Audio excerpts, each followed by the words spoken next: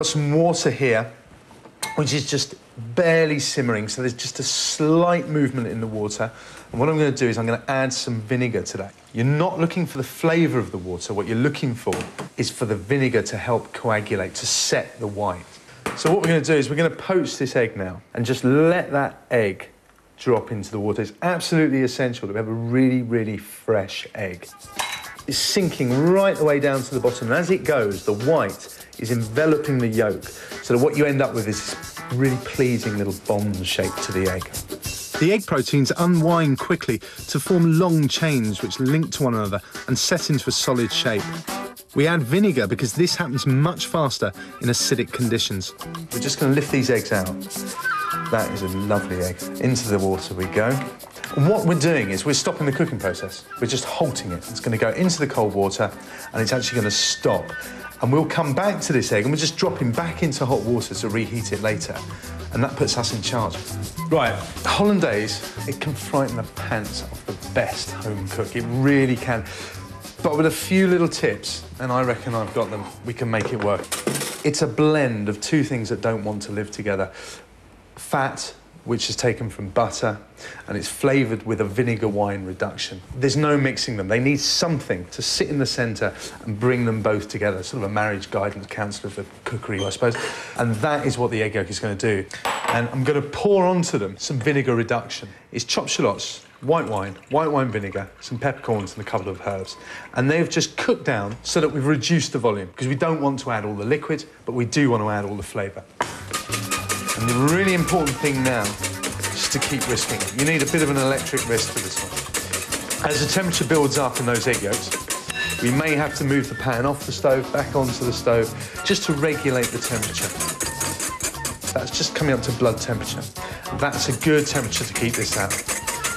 Right, it's almost ready now.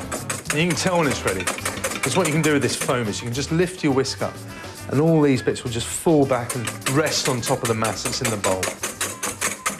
Now, what I've got here is some clarified butter. Clarified butter is butter that's been heated. When you heat butter, you end up with two things. You end up with fat and you end up with sediment. And all we've done is removed the sediment, so we've got the purity of the fat that's left.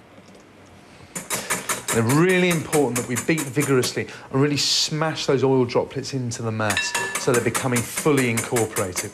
Little and often, that's the secret there. As the oil is added, the droplets are coated with proteins from the eggs, and it's this coating that stops the oil droplets and vinegar from separating, making the perfect hollandaise.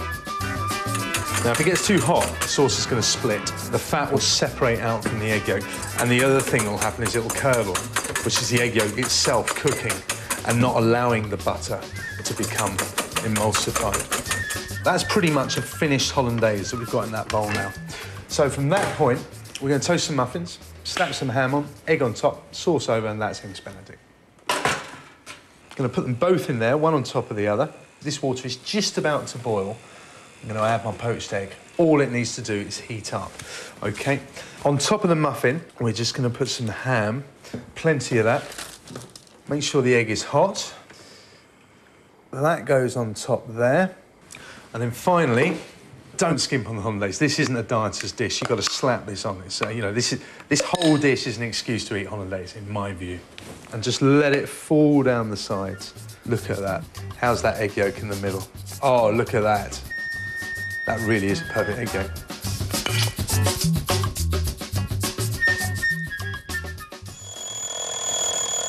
In the late 50s, post-war Britain was hungry for fresh eggs. It was boom time for the British egg industry. They've taken over! And they really went to town with expensive TV ads. So if you want your child to have vitality, go out and buy him some eggs. Yes. Don't bring him round here eating mine. The slogan, go to work on an egg and Hancock, was just manna from heaven.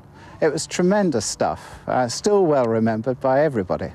The adverts featured the little lion. It was stamped on the shelves to persuade the consumer to buy good old British eggs. 3 fried ones. 3 avec le petit lion. With the little lion. In the 50s and 60s, the Lion brand meant that the eggs were British and that they had been through a grading machine at a packing station, so they were of first quality. To keep up with a huge demand for fresh eggs, they now had to be produced on a massive scale. There was a move away from the farmer's wife with just a few hens to the farmers actually getting into production in a more intensive way. Farmers in the UK were under pressure to produce eggs as cheaply as the imports that were coming in.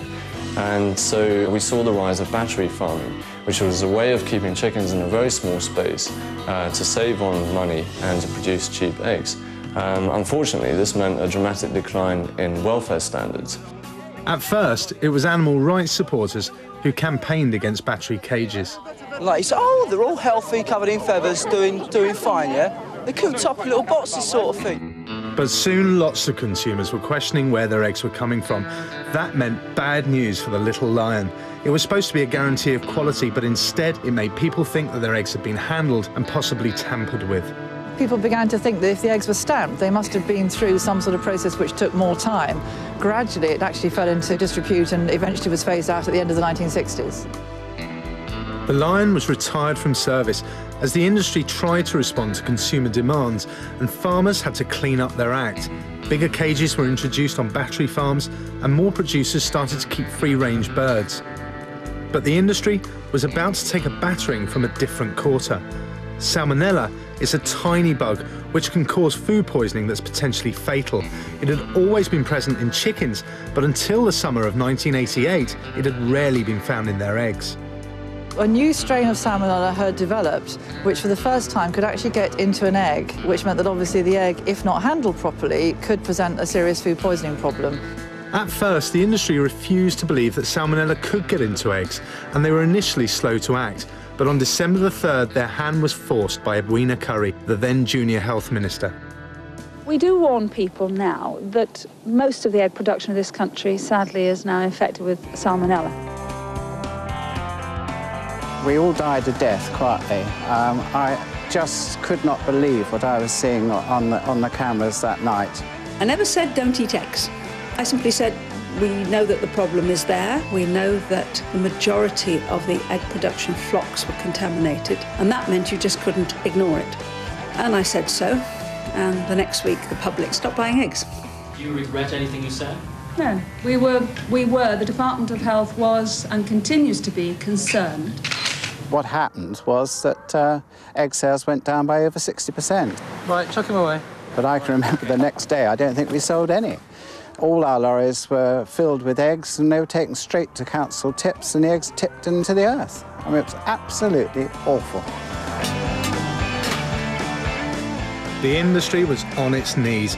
They'd lost the consumers' confidence and it was 10 long years before they could begin to win it back.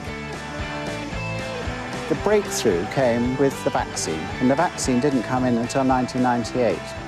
The new vaccine meant that hens and their eggs could now be salmonella-free. From that moment on, we really got a grip on Salmonella. A lot of people in the industry were very keen to promote eggs again to the public and get back on TV in particular.